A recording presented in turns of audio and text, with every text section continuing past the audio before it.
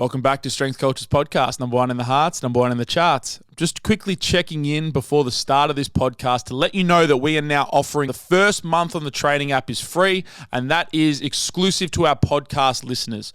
Inside our training app, we have a bunch of programs and programming streams, things like power building for those looking to get jacked, get strong, but also lose some weight and actually train with some high volume in the gym.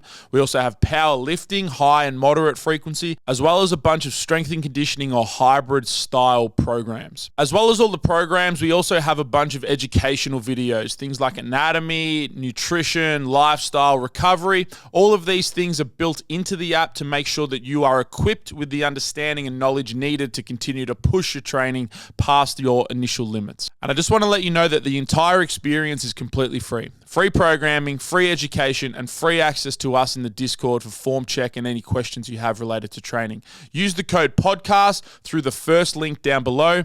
Otherwise, let's get into the show. Welcome back to Strength Cultures Podcast, number one in the hearts, number one in the charts. We bring to you an emergency press conference from Didier. Apparently, there is some pussycat dramas. So with the pussycat dolls, I guess the question was Nicole Scherzinger the only talented one? I'm just going to stop you. Did you go on the Wikipedia? I didn't go on the Wikipedia. I watched a YouTube video, the best place for knowledge. I didn't even try to find it, just popped up. So some of the backup dancers were brought in to be secondary singers who had no dance background, but they didn't let them sing, and they were upset. Some of them were brought in as dancers and singers, but they didn't let them sing. So it's this conflict of all the dancers wanting to do singing, some of the dancers only being singers, like, why am I dancing? I didn't come in as a fucking dancer. And then Nicole Scherzinger being like, yeah, fair enough, but I sang 95% I know she's an overlord. She's an overlord. No, 100%. But there's some conflict. She's like, I'm working hard, and they're like, but we're also working hard. We're not getting paid. Big dramas. The Wikipedia said that the Pussycat Dolls originated as a burlesque It dance was, troupe. yeah. So it was burlesque in the 90s for like 7 years. In 2002,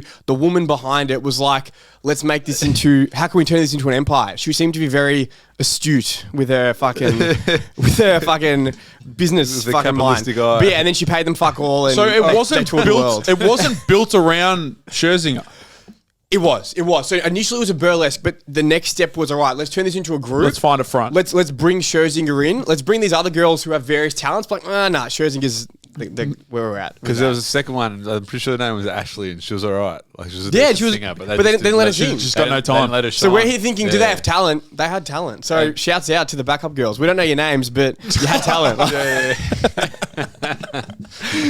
They just didn't get theirs. So sad. No good. And then apparently they got paid fuck all, and they were like performing like every day, and now they're all mad about it, which is fair enough. So they Showbiz, tried to baby. bring it back, but you just can't without Scherzinger. No, you can't. It is what it is. No, yeah. She's the front. It is what the it front. is. It is what it is. Big dramas then. Big It dramas. is what it is. Big dramas on the Pussycat Dolls. Trouble in paradise. I hope everyone's been listening to them because it's definitely, I've seen a few screenshots around of Keep it going. people listening to Jai-ho. it. Jai ho. Absolutely. So obviously we are boilers again, and we turn to the community for some. Actually, before we get to that, sorry, push pull run, not push pull run. Sorry, Heavies Wanna Run. Heavies Wanna Run. The first in-house seminar that's been back since we've come out of COVID. How'd we go? Other than the technique workshops we used to do, which might come back in some sense, but the first actual education workshop. How'd we go, fellas? It was good.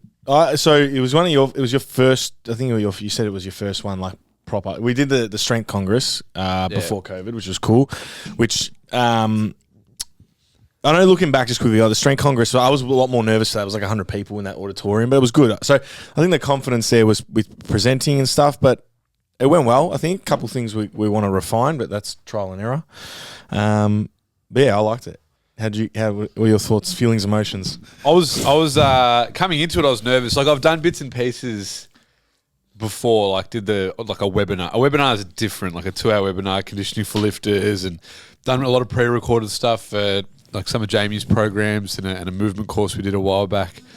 But it's not the same. And thinking like, oh, it's 4 hours. Do we have enough content? Turns out we had too much content, which is not a bad thing. So if you want to come to one of our seminars, it's chock full of value. Over-deliver, baby. That's for sure. Over-delivered there.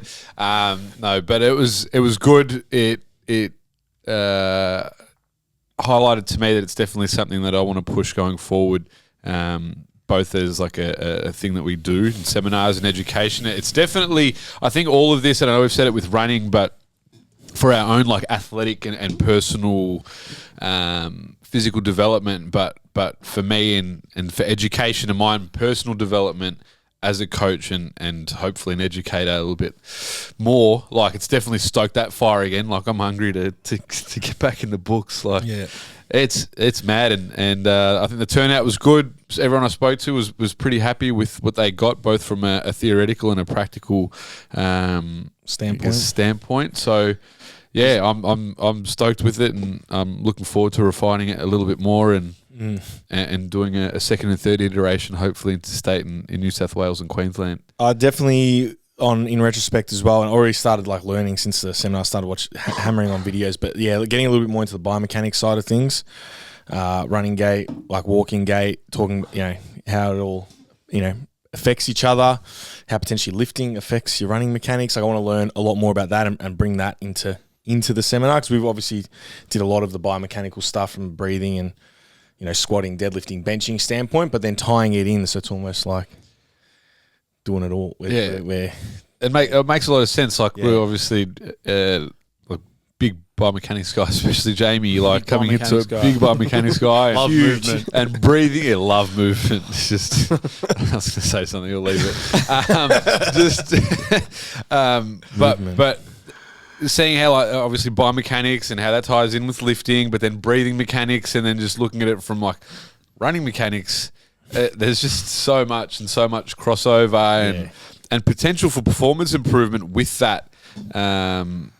And yeah, I'm looking forward to pushing that a bit more, and obviously our depths, the weeds, the physiology weeds, get in them, because it is fun. I want to get deep in them weeds. But no, it is good, and I think there's a lot more to build on from this as a seminar, but into more educational content for just everything really. So I'm G'd. I'm very G'd after that. It's pretty wild how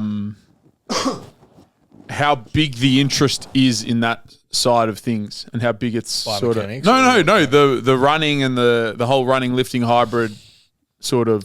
Well, obviously there's other people around the world pushing it and around Australia pushing it or whatever, but I've just felt that so many people in our community have just sort of like almost been like waiting for something. It's almost like I agree. There was a lot. It just feels like there was a lot of people who were just needing something kind of fresh to sort of. Yeah, and I think like it's like what you said. You associated training with just SBD, and then when you sort of lost a bit of fire for that, it's like, well, training goes out the window. But like there are so many other things that you can do with training to spice it up and get that bit of fire back. Spice it up. But and I was the same probably. I just had this thing in my head, and it was very like, oh, it's going to, cardio is going to, as much as we understand that now, like when I was younger, I was like, oh, cardio, like I thought 20 minutes of cardio was going to literally.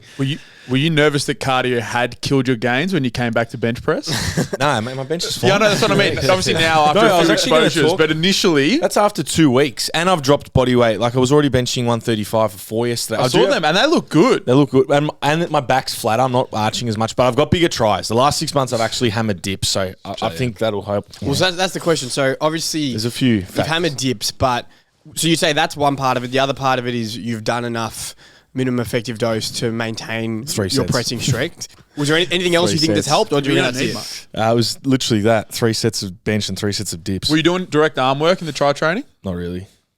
2 sets of preacher curls. Dips and bench. Swimming. Dips and bench. Swimming, yeah. All those delts up. Not much at all. Like literally not much at all. Do you get a tri pump when you swim? I can do everything. You get lats, delts. I walk out of that pool and I'm like, I can't wait to look at myself in the mirror. Freestyle. The pump that I get from that is like it's nothing crazy. Else. Because it's chest and lats, because you freestyle like internally rotates. Also, I think we're massively inefficient, so that pump even better. I think that's the kicker. Like the pump shouldn't be that big. Yeah. The pump should not be that big. Not big. No. I want to get technical coaching at some point for swimming. Yeah, I want to learn. How does that work? Yeah. I think it's just you go and they same as what you'd come here's focus on this. Are they in the water like looking underneath? Like give you I don't know. I was actually talking about with Craig Allen. It was something I was interested in because obviously we are, we're heavier. And if I can be more efficient and conserve more energy, we're just shit swimmers. Yes, that's why we get some technical coaching. Yeah. So I wouldn't mind doing that at some point. Yeah. It's on the cards. I think I just need to see a sports psych.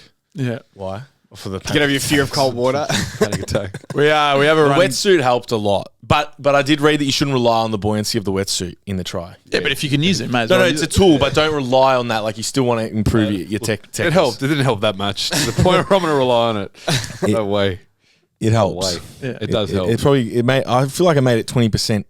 The buoyancy, like it's like 20%. It's a significant difference. I know you're like just there, but you still got to. So it's PED. You still got to propel. Still to propel yourself, yeah. Well, there's rules on how thick they can be. Oh, really? Yeah, they're only allowed. Do they check it? Oh, probably not our level, but I think at a like Top level. A high level, yeah. top they level, would. they would check it. Yeah, They'll probably be checking all your equipment, equipment your check, bikes yeah. and stuff. Yeah. Didn't a guy have a motor in his bike at the Tour de France one year, I think? Really? He had a small motor in the an back electric wheel. one, quiet. Like, yeah, no, it was. It was like an electric sort of, and it added like 10%. It was just a small amount, but it was just like That's so funny. enough. I'm pretty sure that was that happened. That's crazy. Yeah. motor, Yeah. e-bike. Yeah, e-bike. So yeah, it is cool Congestion. because I've definitely felt it. No secret, but I think there's just a lot of people in the community, and the sheer numbers of people that are interested in push pull run. This is another thing that we didn't chat before the air, but something we need to try to work out, boys. Federation. I don't think we do it on the podcast, but there's so much I interstate reckon we do it on the interest podcast. Yeah. on Federation. push pull run.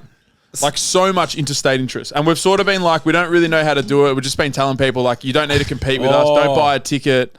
Maybe when we do our clout tour, we do a Push pull run. That's definitely one option. I think another option is like per city or per state, we just pick a gym. We pick someone we know, like in Sydney, it could be Brutus. Like if you want to do a push pull run, Report to Brutus. Report to Brutus's gym. He's going to watch your lifts. He'll take you down to the local ass track and he'll time it. Just so we have an officiator. So obviously with lifting, people can just send their videos. With the run, it's like, how do we make sure you actually did that time? interstate. If anyone's got any ideas, let us know. But need a that or the federation. cloud tour. We need a federation name as well. Yeah.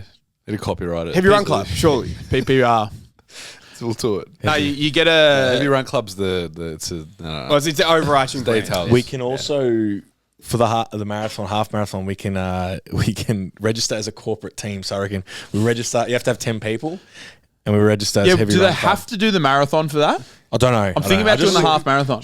Really? do it. Hey. I think I am. There's a 5. There's a few runs. There's fun runs. 5, There's 10, there's a half. 3K walk. Can't do that. 5K. Yeah, 3K walk? Yeah. Is that an event? It was on there. Yeah, 5K, Quite for the oldies. 10K, half and full. Yeah. So I was way too early, and now I'm thinking maybe I shouldn't even say it aloud. I was thinking maybe I should do the full, but yeah, I think Put it out to the universe. Wasn't that all your idea? Yeah. the goal is to Yeah. eventually one day you want to do a full. Like Eventually you one day, You yeah. can't leave it at half marathon. We've got to like. can't leave it there. You got to do the full, but I know personally, I think my base still needs a bit of work. Yeah. I think 42 is a bit much for me right now. Especially with that attitude. I just don't have the time. When I get back from Europe, I've got 13 weeks. I'm not going to. I don't want True. to. I don't want Fair enough. You got Europe to in there. prepare for a marathon Maybe you could do the marathon in marathon. in Greece. In Greece. Barefoot. Yeah. Yeah, Like a we'll pigeon. go there. Yeah. So if you want to apply to become a push pull run ambassador interstate, Brutus is probably going to take New South Wales. We need someone. need someone in Queensland. volunteered him. Yeah. Thank you, Brutus. Volunteer for tribute, Brutus. And we need someone in Perth. We need someone in South Australia. Queensland. Yeah. We need officiators. We need volunteers. We need volunteers. Yeah. So if you want to apply for that, you're applying for a role yeah. And you may be accepted. at our new federation. Yeah. Yeah. Put a resume. And while we're at it, we'll start a powerlifting federation. And just Why not? Yeah, Why let's not? Why just not? splinter everything. Yeah, so yeah, it's cool. It is cool to see the interest in our immediate community, but also some more of these external. Imagine if we one day like the event is you got the deadlift platform and the bench at the track That's the goal. and there's a crowd. Well, what is this Hyrox? Hyrox. Yeah, Adam. I don't know what Adam's it is. doing it. I've got to watch the video on. He sent me a YouTube. I slept. Is it on like this. CrossFit? There's a documentary on it on YouTube. It's like 45 minutes long. It's so you run a K and then there's. Events. It's similar to when we used to do our laps at Duncan McKinnon. We used to What were do- they called? No, we're not allowed to say that. We're not allowed to say the name on here. But you run a K. There's a max whatever. I don't know max effort pull ups or whatever. Run a K. Hyrox. Hyrox. It's like a. So yeah, we're building him up to be able to run he needs to run 8K for that, but then he's going to do the 10K in July just to prep for it, just to make sure he's got the ticker to do it, and then because you obviously got to throw in the condition, the work, whatever the workouts are. Another powerlifter turned runner. All right, so Well, it's the race. The race starts with a 1K run followed by one functional movement, which repeats 8 times. It's CrossFit. It sounds like CrossFit. It's like a conditioning. Maybe CrossFit without Olympic lifting. So the 8 functional workout stations are ski erg, sled push, sled pull, burpee, broad jumps, rowing, farmers carries, sandbag, walking lunges, and wall balls. Sounds like pre-season footy camp. It's legit. Fucking. They all just sound like iterations of like CrossFit. Yeah. Which is not a bad thing. If there's no Olympic lifting, that sounds like a lot. We're that better option for a You lot of said you people. would do CrossFit without Olympic lifting, so this might be the thing. No, I spoke to one of the attendees that came down to Heavies Wanna Run Saturday, Jack Clark. Yeah, he owns his CrossFit gym. Yeah, CrossFit Underway. Shouts CrossFit out. Underway. So we've been invited to go down for a session. So we should do a YouTube video. Yeah, no, that's what he said. So we'll go down. We'll go down. We'll go and do a video. This does sound fun. So you'd start. You go 1K run, first station, 1,000 meter ski erg, 1K run, 50 meter sled push. That piece of piss, mate. 1K run, 50 meter sled pull, 1K run, 80 meters of burpee broad jumps. That sounds like shit. Nathan Fleming stuff right there. Run, 1,000 meter row, run, farmers carry, run, sandbag lunges, run, 75, 100 wall balls. That actually sounds like a lot of fun. I'd be down. It's in when is it? It's October. I've got it. Yeah, because Adam's doing it. He was on that. There's a video. I'll send you guys. I think Aaron Howard. I'll send you the video. I've been meaning to watch. It's an actual documentary video, and I'm just haven't sat to watch it. But there is a video on it. Cool. Yeah. Nice. Conditioning. So there's your conditioning. There's your CrossFit without ollie lifts. Yeah. That would be tough. It would be. That's like 1 kilometre, so it's 8K of run. Is it 10 event? 10? Did anyone ever do Tough Mudder? Yeah. I remember I never did did Tough it. Mudder. I did it. Crawling through the mud. Yeah. It was did it in Phillip Island. Yeah, I did in Phillip Island. Wait, did we get? I was with Hindu, Robbie. No. We must have done it separately. Yeah. But that was fun. Is that still a thing? Yeah, it is. People still do it. But I looked it up. It's only in Sydney this Bugger. year, for some reason. Obstacle racing is a thing. Yeah. There's like proper leagues and shit. Yeah, That Alec Blennis. he does it. Yeah, that he's one of the gun hybrid coaches at the moment. He was like a pro obstacle racer. Like there's proper leagues and shit. Better And they're like racing. sickening. Yeah, but like, have they they're got push pull run? sickening events? They don't have push pull runs, so they're all shit. Push pull run is the future. We all know it. It is the future. Alrighty, so we obviously went to the community for some questions to discuss and some topics to discuss. The first one, because this also popped up in the seminar, was related to like mobility and mobility in general. Obviously, I think there's a bit of a misnomer, a bit of misunderstanding around like what actually is required for lifting and training, and do we need mobility? And I think a lot of the time people are doing, whether or not they're exercises or activities. What was that? I don't know. That was You thought that'd be involuntary. quiet? Yeah. That was involuntary. That was not me. I think there's some bubbles in my esophagus. Yeah, a bit of a misnomer in the activities and like what's required to actually get ready for lifting. And you made a post yesterday, Dids. Do you want to just run through that with the low bar squat? Yeah. So the post was just like how to help you get into a low bar squat position. A lot of people struggle, or they get there, but then their elbows and shoulders kind of get get beaten up, they cop it. So generally speaking, if we can get our ribs down and back a little bit more and get a bit out of that really extended posture, it makes it a little bit easier. So the drills was one, just air bike, always a good idea to do a bit of light cardio, get the body temperature up, get the body moving. The other one was all fours belly breathing, so really reaching away from the floor, kind of like a plank, but really holding that position and shifting the ribs back, once again getting out of that really extended position, and then just hanging from a barbell in a lat hang breathing. So if we can shift that rib cage back for something like a low bar squat, it's going to be easier for us to get our arms behind our body versus, sitting there for ages doing lots of static stretching that probably going to take a little bit longer, because it's not really a lack of mobility that's stopping us from getting into that position. It's just we need to position our body in a different way in order to access the range that we already have.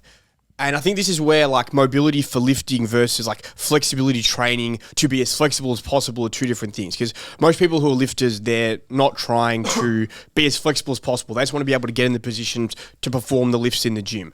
So if you want to be as flexible as possible, yeah, go do yoga, go stretch for 20 minutes. But for most of us, that's not really the goal. We just want to be able to get into position so we can train with a barbell or whatever it might be with dumbbells. So that's where moving away from trying to get more flexible and just understanding how the position of the rib cage and the pelvis can help us find those positions. And then I think that question as well, it's like the question was almost around how can I fit all this in? If I don't do it, I'm feeling beat up from training. It's like the question's probably not how much more flexibility or where can I fit my flexibility, mobility and yoga in. It's probably like, why are you feeling like this from this amount of training? Like maybe it's the training we've got to look at itself. If you aren't recovering to that point, assuming nutrition and sleep is there, like why do you need that much? For sure. And I think if you have some like really extreme goals in terms of your lifting and maybe you're running or adding in a sport with that, at some point, it's probably impossible to not be beaten up. But if you're doing a pretty normal amount of training, you shouldn't feel beaten up all the time. And you may have to look at altering the way you're lifting or maybe the overall exercise selection just so we're not overusing certain positions and certain tissues and then mixing it up a little bit just so we don't feel as beaten up or sore or stiff in certain areas. Like common ones would be shoulders, front of the hip, low back, just the normal things that tend to get beaten up from just lifting in the gym, as on top of, just being athletic as well. Yeah.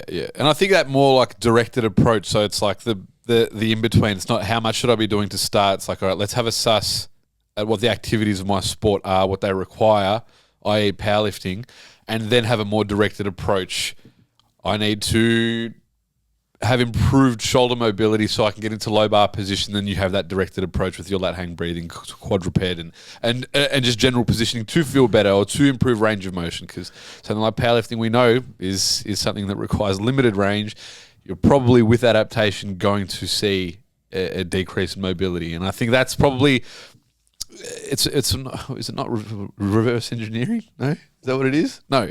We're just saying what we're doing first and then we're tailoring and then we're working from that point as opposed to like, I'm going to be sore, let's just throw everything at the wall and see what sticks. Or instead of thinking, all right, if you lift weights, here's these 5 drills that you must do. Instead, think about where you're at, what are the challenges you're facing, and then from there, what are the positions you can't get into? From there, let's find a drill that's going to help that versus saying everyone must do X, Y, Z. Because we shit on some certain drills or activations and stuff like that. And it's not that those drills are inherently bad. It's that when they're given as like a blanket statement, everyone must do these or else, it's like, I don't know, that seems a bit black and white. Like there's plenty of my clients who don't need to do any mobility drill to get in the positions that they need to lift. And if they don't, that's fine. And they don't think they're too, beaten up or sore or stiff or anything.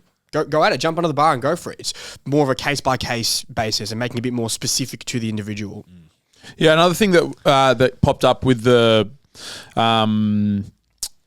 seminar, and especially in the practical, and Charlie was nailing it a lot, was this idea of like making sure the amount of training that you're doing is actually productive. And like a lot of people think, and especially when you have these competing goals, not so much competing goals, but you have a couple of areas that you're trying to improve. So let's just take like the hybrid stuff that we're sort of currently undertaking, where you've got lifting goals and lifting strength goals, and there's a requirement of amount of work that's needed for that. But then you have these other like things that are competing with how full your cup is for resources, and like whether it be running or whether it be a sport or whatever it is. But it's just making sure that the amount of work that you're doing in the gym is actually productive so that you don't have to layer on more work to get the same result, and making sure the work's hard enough, because you can get away with just like 2 or 3 hard sets of a certain movement. Like you were touching on that with the leg extension. We took Brick through it. Yeah, I do. Like my training now is so like last night I literally benched and dips and 1 row and that was it. But they were all like quality sets to between 7 to 10 RPE, and that's it. And then you move on, and then like I didn't feel super beat up coming out of that session, but I definitely got a good quality stimulus. But then you got to take into consideration I've got to train today, strength train and run. So it's like, why would I want to come in today feeling beat up? I probably want to come in feeling a little bit bit fresh and ready to go. Obviously, there's always a little bit of carryover fatigue, but I think there's just this misconception that you need so much mobility work and stretching, and so there's nothing wrong with just throwing the bar on your back and doing 10 reps and just sitting in the bottom of a squat. If you feel good and you're ready to go, you can start loading it up. Yeah, and I think on that as well is that the idea that just implementing, like whether it's yoga or flexibility is by some nature helping recovery. I think that's also another, some people, you probably feel better with it, but is it actually improving recovery, or are you just moving? When you're stiff and then you've just decided to do some moving and that's what makes you feel better. For sure. Not to say there's anything particularly wrong with yoga, but if you just went for a leisurely walk for 20 minutes at a relaxed pace, not doing anything as opposed to doing something that's stressful or whatever, you may have a similar effect. You're moving your body, you're in a relaxed state, that might serve a similar purpose. So both things could be useful there. I think, and after, I don't know, when we had range of strength on as well, and he was like, his flexibility training is like actually loaded heavy train. I've looked at some of the stuff he does through his Instagram, and it's like, he's like his lateral flex, it's like deep, but with a heavy dumbbell. Like he's training it the same way you would train any other movement. Like I think, does just yoga or stretching get you the results you want to get? I think if it's done purposefully, like in a manner where it's like, all right, there's a specific goal here and it's progressive, but if it's just kind of done for relaxation, that's not a bad thing, but it may not actually elicit the results you're looking for in terms of... Like looking at, say, the couch stretch, for example, aren't you probably better off just doing a Bulgarian split squat, maybe raising your front foot, getting down deep into that position, loading it, coming back out, and actually progressing that over time if you do want to improve, your hip extension with your knee flexed?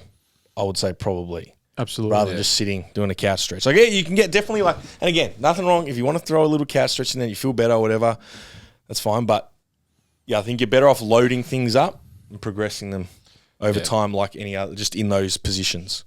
Yeah, because I do think that,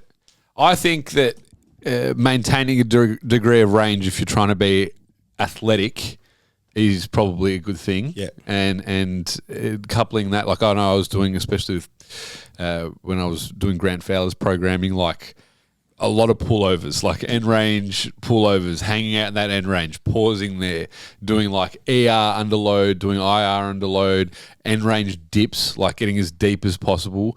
And I found that I was probably going to see better gains from doing that, flexibility gains as well as actually strength through that range, than if I was to just do these passive kickback stretches. And same with what Lucas, range of strength, was saying. It's if you're going to drive flexibility gains, you better be doing some intensive shit. It's got to be hard. You're not just going to kick it there in that stretch and actually see improvement. It's, right, you've got to kick it there, but also probably develop a little bit of strength through that end range too.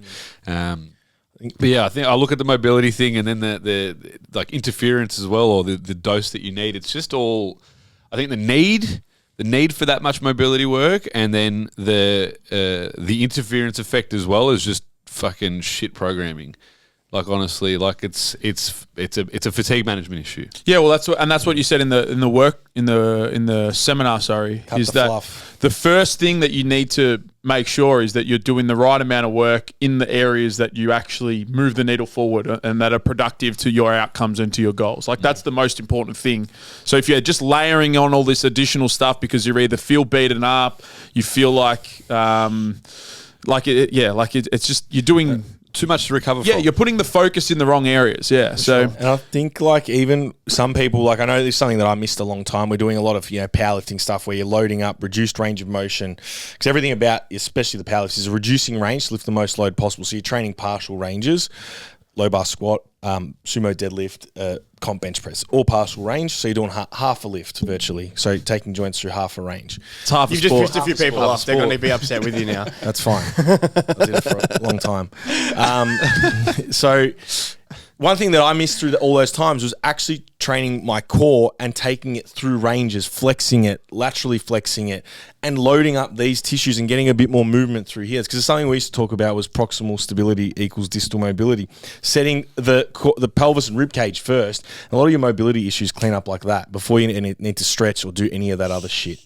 So if you haven't addressed that first and then start loading it and moving it, that's probably the best bang for buck, because you could literally do 2 or 3 sets of one or two exercises and get a pretty good outcome. Absolutely. And the great thing with core training, because this is something, it's always a challenge with someone trying to fit more in, and you try and give someone an extra exercise, you think it's going to be useful, and they've got to do warm-up sets, they've got to work it in, they've got to find the right piece of equipment. The great thing with so many of these core drills is they can be done anywhere. Just find a bar, hang from. Like it's a really low barrier to entry to get someone. They can even do it warming up for some of their squats. As you're warming up for squats, do some hanging leg raises. So it's just an easy add-in that's for anyone who's already like tight on schedule in the gym. It's easy to chuck it in, and it's realistic for them to be able to get it done. Yeah. I was just going to say, talking about before with people who are stuck in that, like pushing probably too much training volume. This happens with lifters, and I'm sure it happens with everyone, where someone will have a certain amount of volume that they train with, and they're seeing good progress. Maybe they're not even seeing that good progress, but they almost have like an emotional attachment to this amount of training.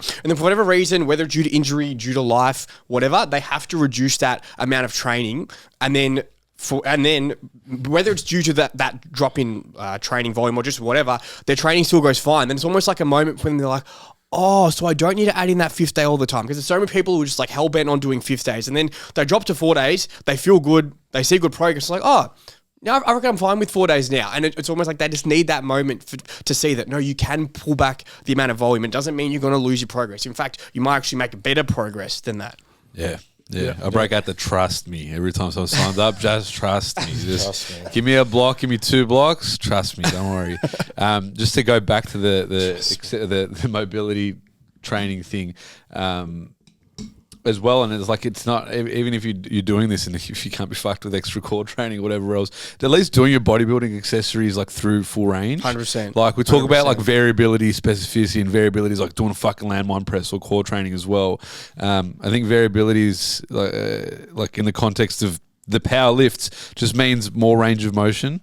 And doing your bodybuilding stuff, maybe you're not doing a full-blown fucking arch with packed scaps for your bench press, or doing a split squat where you're actually letting the rear leg go into more extension and getting a bit of a stretch there. Like, I think that's massive. Like, you look at the bodybuilders on stage breaking out the splits and shit, like massive, just big units. They're probably doing their accessories through full range of motion. Like do that. Don't limit it. I'm a big fan of like a one-arm overhead cable tricep extension, but once the elbow's in full flexion, just letting it just take me back a little bit as well. Yeah, letting it pull back. Just letting it pull back. That's unreal. There's so many options like that where you can take a standard exercise, tweak it a little bit, and suddenly you've created a mobility exercise out of just a full range exercise. Out of training you were already going to be doing. Exactly. And because there's always a time perspective. There's always limited time in the gym. So the old mindset might be, okay, we do our strength work, then we do our bodybuilding work, and then we do our mobility or functional work. It's like,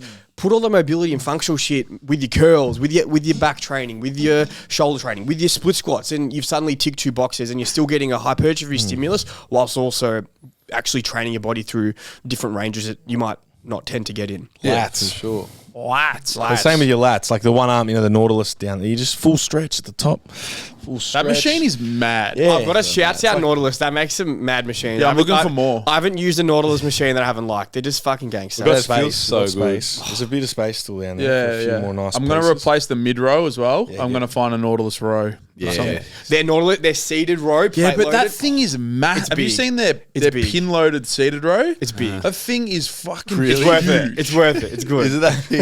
It's like 4 meters. It looks we're thinking about different ones. Mine's the one It looks like a spaceship. Like it's just like maybe it's from the 70s or something. No, it's the same. It's the same Evo of the other 2. It Yeah, it's just the way that it's like, this is just overkill. That's sick. Nautilus. Yeah, no, it's just crazy. I think if just the final word on that whole conversation is, a lot of the problems that people create and then market within health and fitness come down to just poor programming. Yeah. And they can just be fixed with a better structure, a more tailored approach, a better understanding of proximity to failure or volume or whatever it is. Like, a lot of it just boils back down to, are you actually doing the things that are required and that move the needle forward?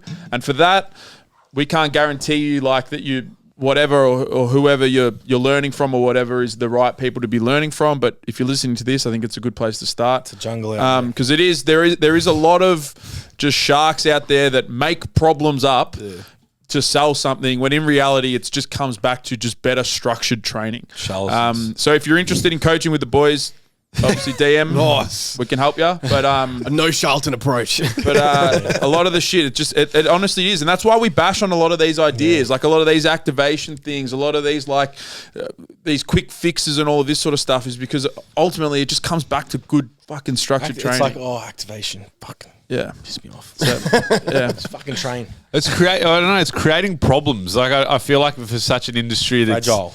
It's it. Like I think our job is not to create fear around. It's to empower people. Like empower them for their health, to improve their health, to think that they can improve, to think that they're fucking, I don't know, not at the mercy of health problems or potential for health problems. Like that's the worst part about it. Like so many people I know are talking about fitness or trying to get into fitness, and then they're worried about all the things that they're potentially doing wrong and not what they're doing right, which is, it's the worst. And they're in this like state of paralysis. It's like, all right, you're actually doing quite a bit right, and the focus of this hyperfixation is like, oh fuck, I ate this, or I should be eating that, or this dickhead Dr. James Nico, whatever the fuck his name is saying, I haven't been exposed to 35 minutes of sunlight today, so I'm gonna fucking There's just too die. much noise. There's Like, too much noise. There's so much noise, and it's shit. Like this should be empowering. It should add value to your life, not fear and make you more fucking stressed out. Yeah. More stressed out, and it's just, I don't know. There's enough to be stressed out. There's enough to be stressed out. This is great, but I'm going to add some noise. Add some noise, but just I want to finish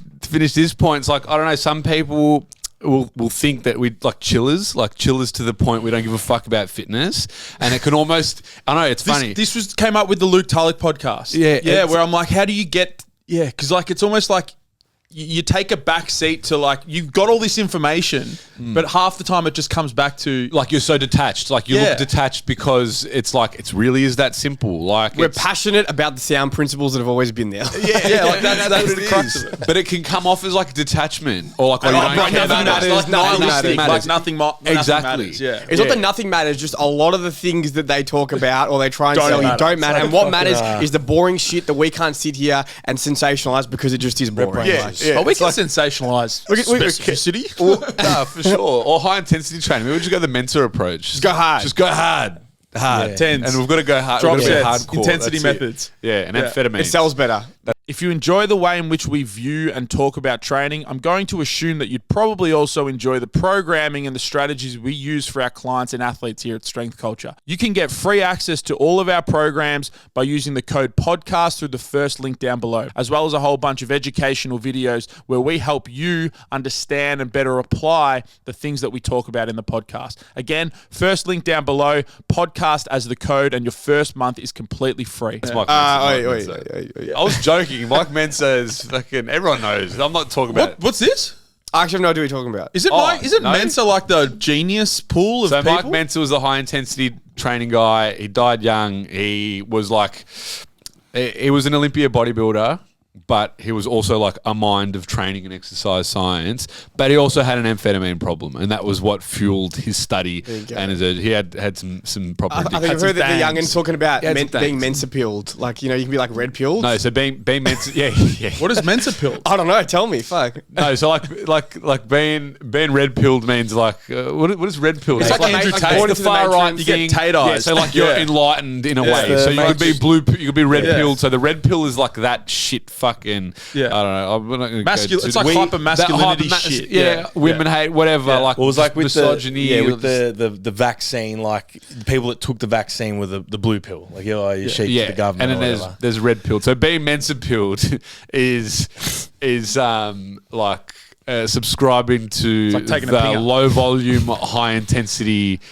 I think we're Mentzer Pill'd. I'm fucking Mentzer Pill'd all the way, bro. Do one set and then just do some drop sets and just take that shit and then just do some partials, man. I'm all for it. If I can't be bothered doing my second set, like if Go hard first.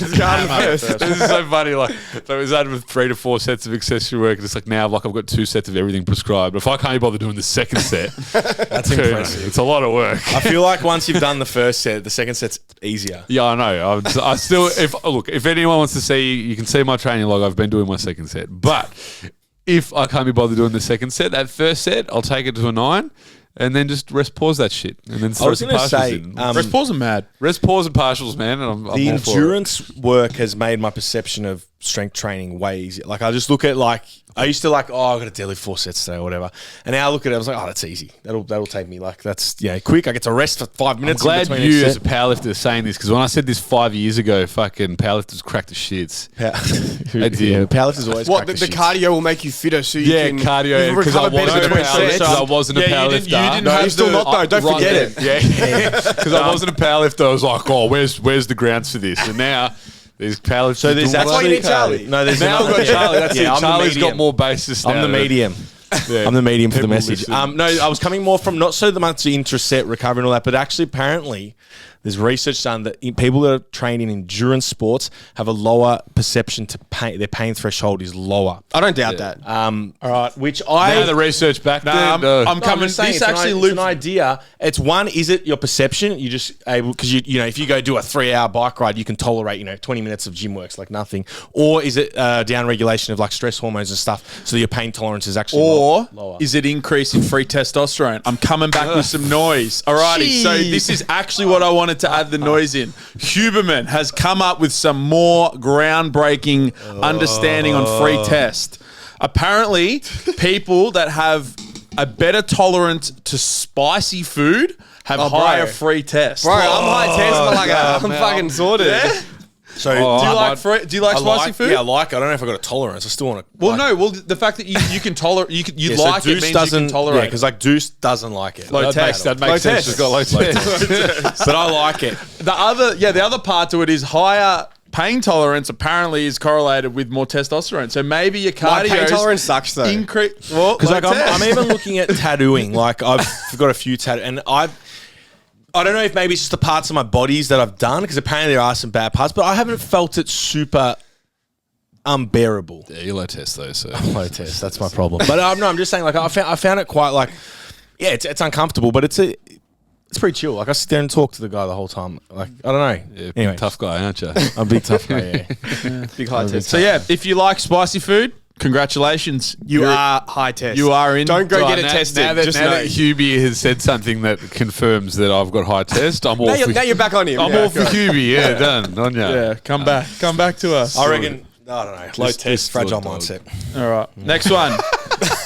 Zercher Fragile Squats. mindset. What are our thoughts on Zercher Squats? Call me soft. They're fucking shit. I'm sorry, man. I don't know. This is Angus. If you're listening, they throw it out there. Don't be soft. I'm soft. It is what it is. I don't want to put elbow sleeves on. My knee sleeves smell like shit, and I just don't want the bar there. SSB. That's a good enough front loaded position. I I'm good. have no fucking opinion. I've never done one. I've done a Zercher split squat at one point, but I've never done a Zercher squat. So Nah, they suck. I couldn't. No They comment. promote a nice position. They do. I can get around it. They definitely promote a nice position, and I've done them.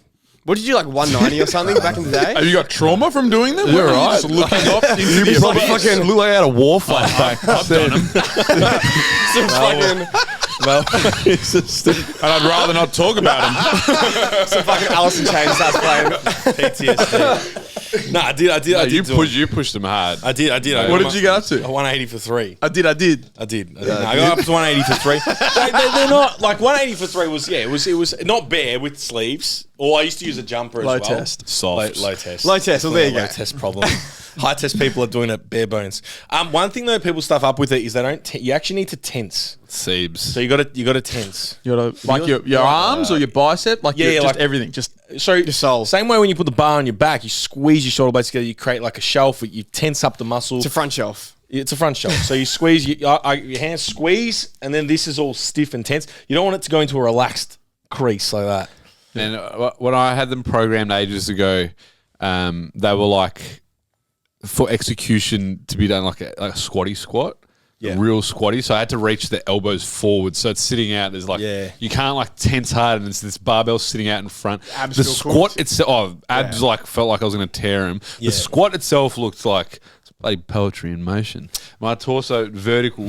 But I was just like, I don't want to load this. Like how much weight were I you using? don't- Like 60 kilos? Like, Nah, 100. Oh, big 100 for reps, Oh, yeah. right? I saw someone put But up- It's just like, it just hurts. I'm soft. I guess I'm so. Um, Seems like it's I've had clients, some of clients do them, like Michael Rakic has done them, and he enjoyed them for 2 blocks. But I think they do have a time frame. Like you just, they've got an expiry date. I don't think you keep them in there forever. I think you cycle them in here and there if you want to. They were good, like, you know, if you've got a garage gym, minimal equipment, and you want to do more of a quad focus, like that's a good option. Like definitely when we're in lockdown, they were a good option. But if you've got other machines, just buy an SSB. Honestly, yeah, I think. So I don't like. So this is where I really prefer front squatting over the SSB. Why? Oh, It just feels better for me. I'm not saying, and I'm not blanketing that with like everyone should do front squats. I'm just saying for me, that's how it feels. Have you done your SSBs in the past? Have you talking about it feels better because of the anterior load? I think you're driving more posterior expansion so I know because of the way you're doing it? I know I can do that for the SSB. With the SSB, but I think I've got a bad... a lat tendinopathy. No. When I was pushing SSBs, my knees were fucked. So got a bit of PTSD. In my mind, SSBs will fuck my SSB Yeah, but PTSD. I feel like when you were doing SSBs last time, you were doing them handles down, real hip dominant, like Probably. and you were loading them the fuck up. I was training half lifts. Yeah, and the front squats you're undershooting, so it's the same. If you undershoot anything, it'll feel good. Yeah. Front squats. Yeah, not undershooting. undershooting front squat. We did the AMRAP last week, 2 weeks ago. And you paused your last rep for 4 seconds to skew whether or not it was an actual. I got confused. If it was a true RPE. What are you front squatting at the moment? What did I do? I did 130 for like 7. Yeah, or and 8. what were you SSBing for the same amount of reps? Like 190? It was like 15. It was over 200. No. I've never done that. Haven't you? Nah, not over. I would have done over 200 for like a triples or something, but not for 8 reps. No, not enough 8 reps. Still. I just like the front squat. I actually like it. Are you going to keep the front squat in there? I'm keeping it the whole year. I'm not. I won't go back to back. What do you want to hit? 200? Oh, it'd be cool to do 200.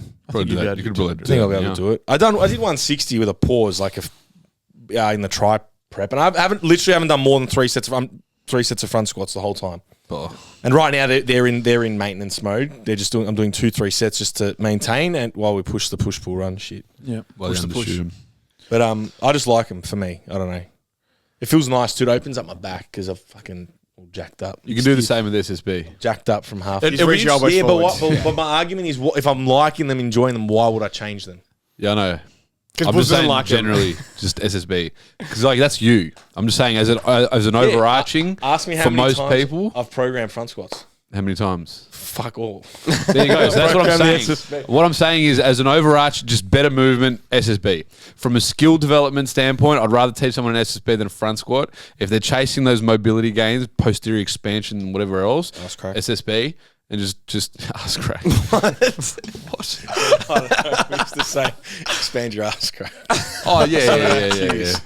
Yeah. Expand your ass. Rectum expansion. Yeah. Just gonna get Sphincter. that nasal breath reach. What's the fucking expand your outlet? Inlet? Outlet? in an outlet of the pelvis. Expand them. Yeah. Anyway, no, I was literally saying for me, I like them. I actually enjoy front squat. I enjoy front squat. All right, moving on. We're moving on. So to recap that point, Charlie SSB. loves front squats. Charlie loves front squats. That's back to the mobility And thing, he's got right? PTSD from SSBs. Back to the mobility thing, though. I think getting your more squatty squat in as well, because a low bar back squat and a deadlift would be classified more as your hinging. We're Very getting, similar shapes. yeah. So from a range of motion standpoint, are we getting the hips through full range of motion?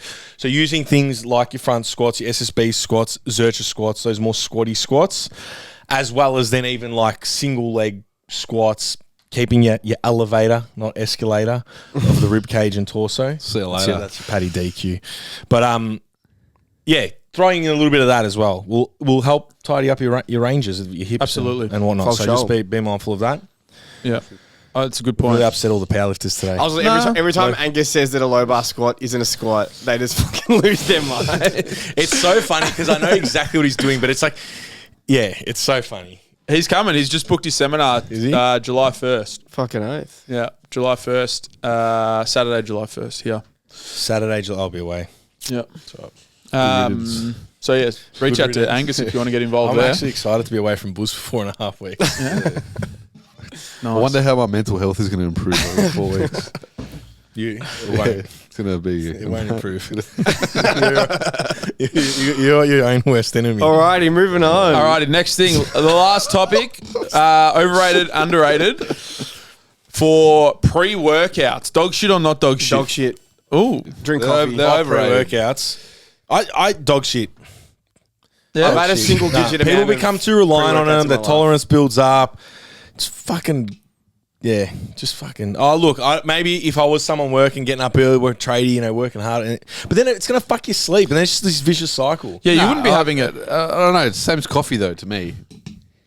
Yeah, no, it's just like I'm like just have the coffee. The dose is way bigger in your pre-workout. Yeah, but Malaka, I've dosed some coffee stuff before. You can have a pretty strong coffee. I'm telling you.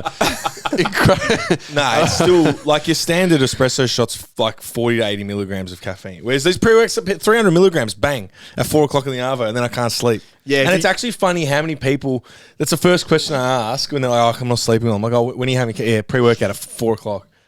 Well, I think this is an important topic because so many people don't understand how long caffeine affects you. 12 hours. Yeah, like half is 6 half-life, and quarter life is 12 hours. Yeah, so if you have pre-workout at 2 p.m., 3 p.m. or whatever, that's still in your system. And the reality is most people train after 5 p.m. Most people train after a standard work day, 5 p.m., 6 p.m., 7 p.m., 8 p.m. That's when gyms are busy. And most people have a pre-workout at that time, and it's doing some dramas for your sleep. So get rid of it, just go to bed. And you don't want no dramas. I've always the micro nap. This is why we can't get fucking affiliated. We're like, just don't take it. No, we still are with Elite Subs. I'm saying Culture 10 for 10% off at Elite Subs. Overrated. I'm saying it's overrated, not because of the but I'm not saying it's overrated because of the caffeine dose. Like caffeine is a proven fucking ergogenic aid. Journal, ISSN, What? Yeah, but that's what we're taking it for. We're taking it for an acute benefit. Acute benefit, not chronic. So if you're taking it every single session, I know that acute benefit isn't there. So when we're talking about caffeine. Can I finish my point? No, fuck you. When you're talking about caffeine for performance, on a comp day or something, take a high amount, you're going to get that performance. Not every day reliant on training. Okay, that's not what I was saying at all. Right, so thanks. But you needed to know this is what I'm saying. I'm saying it's overrated because of price point, just bang a coffee. That's it. The amount of caffeine in there, who gives a shit? Half your dose, quarter your dose. The coffee would be the same price. Coffee's $5. Not if you got a coffee machine, whatever. Most people got coffee machines these days. You can make instant whatever. I'm saying for pricing, dosage doesn't matter. Go no dose then. Go no dose. All right, whatever. It doesn't matter. Caffeine's the argument. I'm saying it's overrated because of that. Also, who's having a fucking full dose? Man, I'm saying it's silly. 18-year-old kids. I'm saying it's overrated. We had the young boys, they were pounding that shit. Okay, I'm saying it's overrated compared to other things that you could do. You could probably just bang no-dos, or you could just have a coffee. It's overrated to me. For the price of some of these things, how many servings are in there, I don't think a coffee is the same price. Yeah, but when you buy a coffee, you don't get the psychotic graphic disorder. Yeah, but you can have enough coffee to have to have the similar. You want the holographic image. The guy's eyes coming out of his head. You want the dragon pulling off the bottle. They're sick. That's the best part about pre-workouts. And a pre-workout once in a while, it's not bad. It's fun, actually. I don't like all the other stuff that come. Like some of them make me feel physically sick. I don't like the tingles. Other of them definitely trigger like bowel movements. Like see you later. Surely that's just the 300 milligrams of caffeine. And then the burning. It sounds like a dose issue. No, the burning, the burning, tingly feeling. Bad alanine. Yeah, because I'm a sweaty malacca at the best of times, and sometimes they make me way too sweaty. Like I can't even hold the machines. My hands are fucking like pools of water. I don't know what's going on. Like I think honestly, you just build your tolerance. So you become reliant on it, but just weaning off it. Just get off relying on caffeine to train. All right, what are our caffeine tips then for people? Dids, you're currently coming off caffeine. So I'm coming off caffeine for the viewers with video on. So for a long time I've been having 2 double shot coffees a day, and haven't liked that if I've missed that second coffee, I just feel fucked and I feel like I've got no energy. So I'm trying to pull down and not be as reliant on caffeine. It's feeling good. So I've gone from 4 shots a day to 1 to 2 shots a day. Generally, it's my morning coffee, 1 shot, maybe a second one. I had this one to be perked up for the loyal listeners. But has that worked out for you? Oh, it's been feeling good. I just feel like I'm sleeping better. And a big thing for me is when I wake up in the morning, it's not bang straight to the coffee machine, make the coffee. I've been generally waiting a few hours, especially on that morning, those early mornings. Get up at 5:25, have my first coffee at like 8 or 9 a.m. instead of like as soon as I wake up, I must caffeinate. And then you think in your head, I'm not going to be awake, but you're fine. Like you get up at that time. You're meant to do that. You're meant to have it like 2 hours after you wake up. In my mind, I've always been like, oh, I'm going to like fall asleep at the wheel on the way to work. It doesn't happen. Like, I'm fine. So just trying to push that first coffee back. And that's been something I've been recommending to a few of my clients, because a lot of, personal trainers and stuff like that, weird hours, just trying to get through those first few hours without it. And then maybe if you're training during the day, have your coffee then pre-training, or maybe, halfway through your workday, have your coffee, versus being so reliant on, I can't get up in the morning. And obviously it's going to be tough, probably good to wean versus just completely go cold turkey. If you're having a double shot, make it a single shot. But then I guess the other thing is you just have to focus on quality sleep. Like, make a concerted effort to set your bedtime, do the things we know are going to be helpful pre-bed, try and have less blue light, try not to eat too close to bed. I think that's a massive one that a lot of people don't consider. If you're eating like an hour before bed, you're probably still going to be digesting it. That keeps your body temperature up, which makes it harder to get to sleep. So you're pushing that last meal away from bed, and just dedicating more time to sleep is probably going to do more for you than just slamming caffeine to no end. Obviously, certain people, very busy, whatever, but most of the I'm not trying to say that. I'm not trying to say that as an offhand comment. Like, if you're working full time, you've got young kids, and that's your only way you can function, fair enough. But I think most of us don't fall into that category. Most of us just need to watch Netflix for a little bit less and go to bed, and then we'll be all right. Yeah, I agree. Well put. Thank you. Nice. Very well put. Good monologue. I love it. I'm like, I'm weaning off. I'm like, oh, this is that one there. Does that have the actual caffeine content on the back? I don't think they Some do. of those Boss ones They don't. This is a single shot. Which makes me question double shot. what is in there. It tastes like coffee. Proprietary blend. No, Isn't that what they all hide Yeah, behind? they got the vaccine One- in there. No, because like your One for dares each and ice diet. breaks will have the amount, but those fucking... Look, I'll tell you, don't trust if them. you have one of the blue ones, the double shot, you feel it. There's caffeine in I there. don't trust Blue them. ones. Yeah, they're nice. The milk. Yeah, no, they're good as. With a splash of milk. I think that's where, if you're taking things just purely for caffeine, things that you can actually track how much caffeine's in them, no dose, and obviously pre-workout, because coffee's going to vary. It's going to vary, yeah. Depending where you got it from, what the beat, like, it's going to be different. What type of beans? It's just you can't track it as much. So, but The final thing there. What would you recommend as the caffeine curfew? What time? Midday. Midday? like 3 o'clock the latest. But even then, earlier. If you're in 12, Greece, 1 8 o'clock. p.m. 12, 1 o'clock. Man, they have it. They're just It's the stress that'll get you. All these caffeine curfews, this, that. If you're worried about it, it's causing dramas. Just don't worry.